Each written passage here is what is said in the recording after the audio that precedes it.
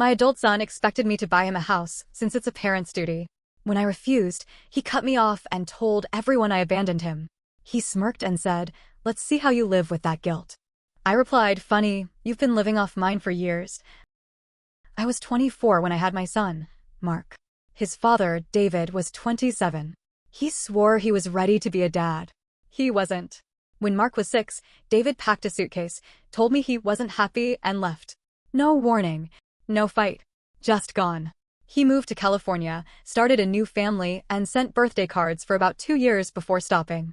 That was it. So, it was just me and Mark. I won't lie, raising him alone was the hardest thing I've ever done. I worked as a nurse during the day and a night shift cashier at Walgreens. I barely slept. But I did it all because I loved him. I never wanted him to feel abandoned like his father left us. Maybe that's why I overcompensated. I didn't just give him what he needed, I gave him what he wanted. The latest shoes, the name brand clothes, birthday parties at expensive arcades, anything to make him feel wanted. And I never asked for anything in return. I thought I was being a good mom. Turns out I was just raising a taker. Mark was smart. He got into a good school in Boston.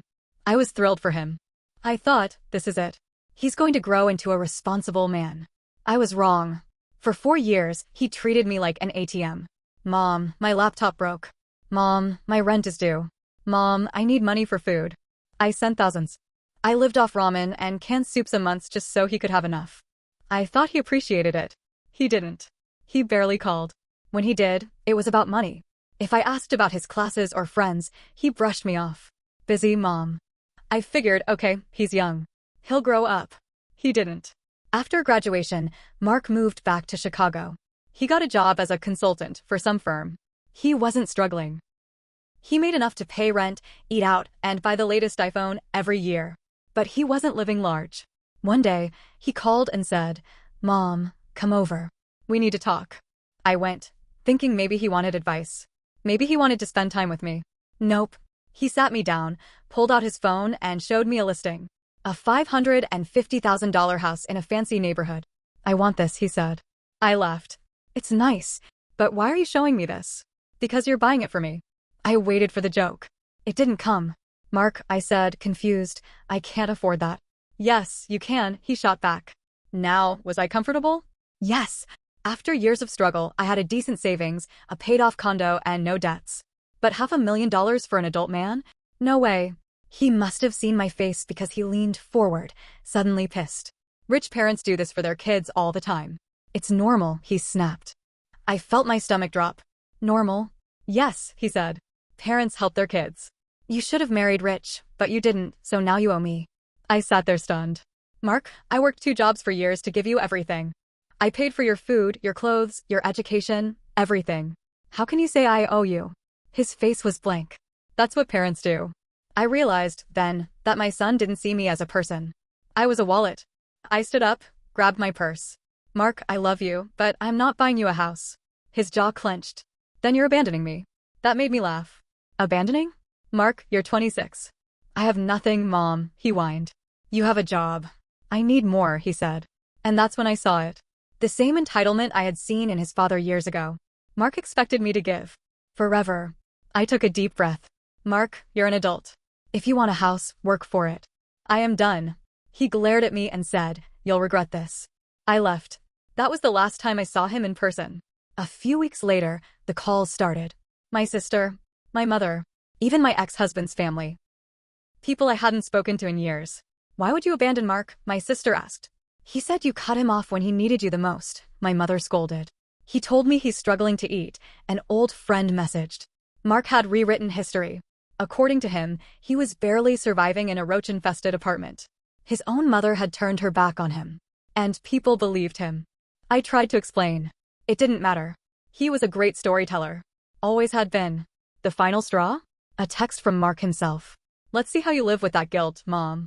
I stared at my screen for a long time. Then I laughed. Because for the first time in years, I felt nothing. No guilt. No sadness. Just done. I had carried guilt my entire life. Guilt that I wasn't good enough, that I didn't do more, that I hadn't given him a better life. And all this time, he had been living off that guilt. I didn't argue. I didn't try to explain myself anymore.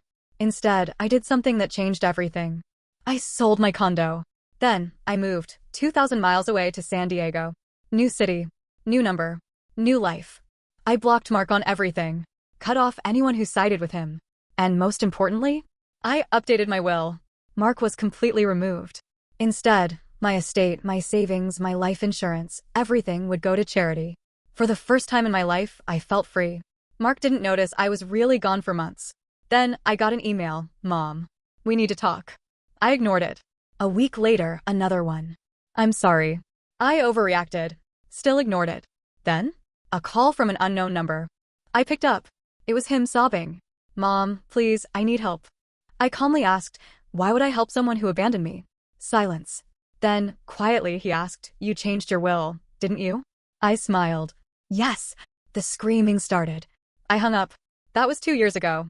I haven't heard from him since. And guess what? I sleep just fine at night. For 2 years, silence. No calls, no emails, nothing. I thought that was the end of it. Then, one day, a letter showed up in my mailbox. No return address. Just my name, written in handwriting I hadn't seen since Mark was a kid. I almost threw it away. Almost. But curiosity won. Inside was a single page. "Mom, you win. I messed up. I see that now. I don't expect anything from you. I just want my mom back. Can we talk?" I stared at the words for a long time. Then, I crumpled the paper and tossed it in the trash. I wasn't falling for it. A week later, I was coming home from the grocery store when I saw someone standing outside my apartment building. Mark. Thinner. Scruffier. But still Mark. He spotted me, and for a moment, I saw something almost like relief on his face. Then, he straightened up. "Hey, Mom." I walked past him.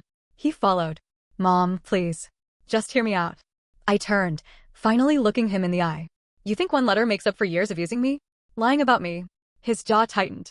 I said I was sorry. Sorry isn't enough. He let out a sharp breath. "What do you want me to say? That I was a selfish brat? Fine. I was. I should have appreciated you more. I should have stopped." I cut in. "I don't want apologies. I want space." His face darkened. "So, that's it? You just, what? Erase me?" I crossed my arms. I learned from the best. That shut him up. I walked inside. I thought that was the end of it. I was wrong. 2 months later, I got another letter. But this one wasn't from Mark. It was from his ex-girlfriend. "I know we don't know each other, but you deserve to hear the truth about your son. He's not just entitled. He's dangerous."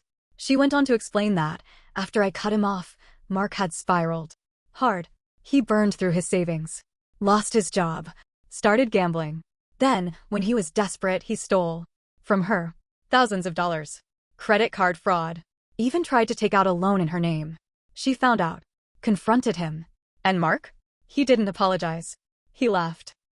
Told her it was her fault for trusting him. She threatened to go to the police. He told her no one would believe her. So, she left. Changed her number. Moved states. But she heard through old friends that Mark was looking for me again. And she was scared. Be careful. He doesn't want a relationship.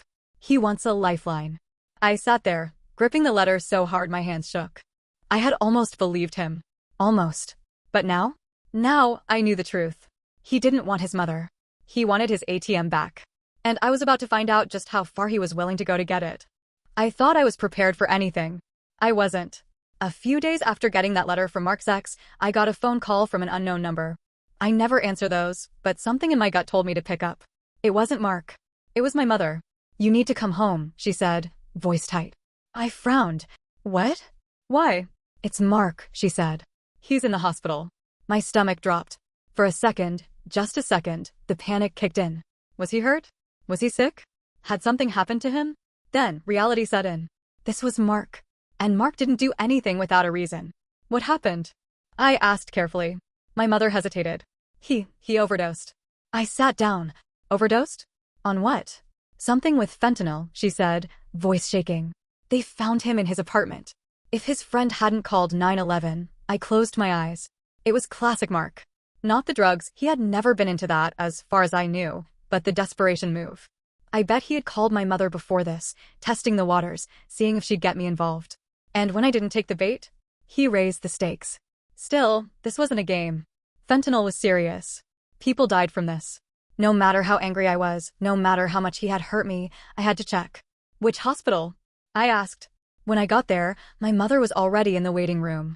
She looked at me, eyes filled with something between relief and judgment. "He's asking for you," she said. I didn't answer.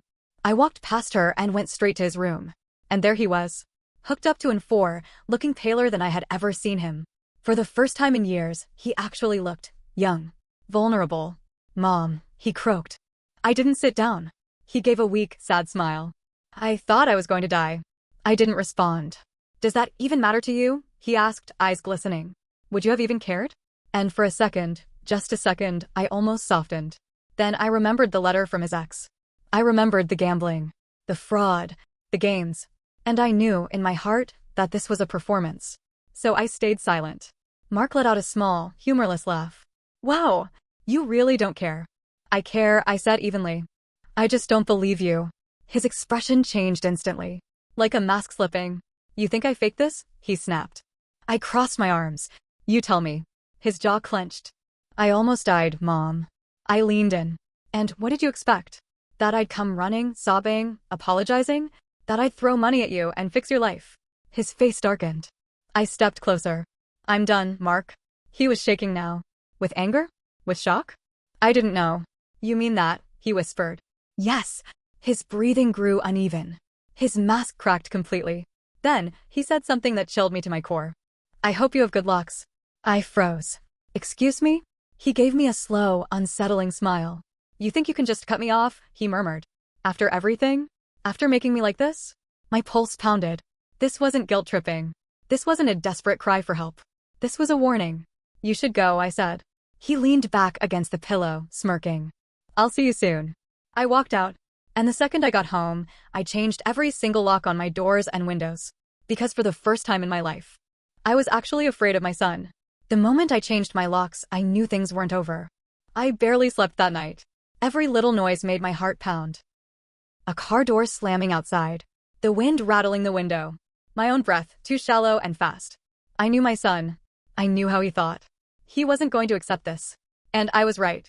3 nights later, at 3:17 a.m., my phone buzzed. Unknown number. I didn't answer. A few minutes later, a text popped up. "Mom, open the door." I went cold. I wasn't expecting that, not yet, not so soon. I rushed to the front window, carefully pulling the curtain back an inch. Mark stood outside. I could barely make him out in the dim streetlight, but I knew his stance. Shoulders tight, hands in fists. Waiting. Watching. I gripped my phone, heart hammering. I knew calling the police would push him over the edge, but what choice did I have? Before I could dial, another text came through. "I know you're awake." I made a choice. Instead of calling the cops, instead of hiding, I did the one thing he wouldn't expect. I opened the door. Cold air rushed in as we stood there, just feet apart. His eyes flicked over me, full of something sharp and unreadable. "You really locked me out," he said, voice eerily calm. "Yes." His jaw clenched. "I'm your son." "And?" I asked. "What does that mean to you? That I owe you everything? That you can lie, steal, threaten me, and I still have to let you in?" He blinked, thrown off. I kept going. "You think what happened to you is my fault? That I made you like this?" My voice shook with rage. "No, Mark. You did this. You used me. You used everyone. And when you ran out of people to take from, you decided to try and scare me." He exhaled sharply, stepping closer. I didn't move. "You don't get it," he muttered. "I lost everything, Mom." "No," I shot back. "You threw everything away." That hit. I saw it in his face, the flicker of realization, the momentary crack in his armor. But then it was gone, replaced with something ugly. "You know what?" he said, voice shaking. "You win. Congratulations. You got rid of me." "I didn't get rid of you," I whispered. "You did that yourself." He sucked in a breath, staring at me like I had slapped him. Then, he stepped back. For a second, I thought he was going to say something. A final jab, an insult, a plea. But he didn't. He turned and walked away. For the first time in my life, I didn't try to stop him. The next morning, I found an envelope taped to my front door. No note. Just cash, over $1,000 in crumpled bills. I sat on my couch, staring at it for a long time. Was it guilt money? A final jab? A test? I didn't know. I didn't care. I took it to the nearest women's shelter and donated every penny. Mark never contacted me again. And I never looked for him. Do I miss him? Sometimes. I miss the idea of him. The little boy who used to hold my hand, who used to bring me messy drawings and tell me he loved me. But that boy is gone. And I've made peace with that. I used to think being a good mother meant giving everything. Now I know better. Being a good mother means knowing when to stop. Because sometimes, the hardest thing you can do for someone you love is letting them go.